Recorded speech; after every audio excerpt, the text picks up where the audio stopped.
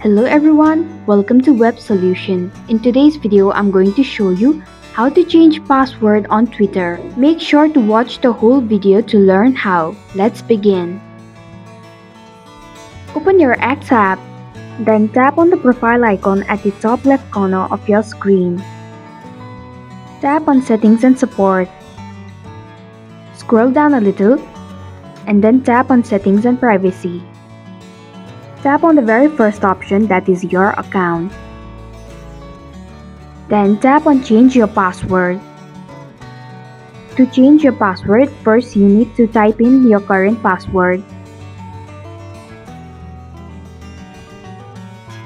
Then generate a new password.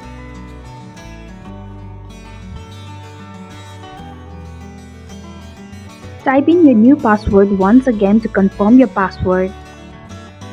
Once you are done, tap on Update Password. And this is how you can change your password on Twitter. I hope you found this video helpful. If you did, please click the thumbs up button. If you have any questions or thoughts, type them in the comment below. And don't forget to subscribe to our channel for more updates. Click the bell icon too, so you'll know when we post a new video. We'll be back with another video soon. Thanks for watching.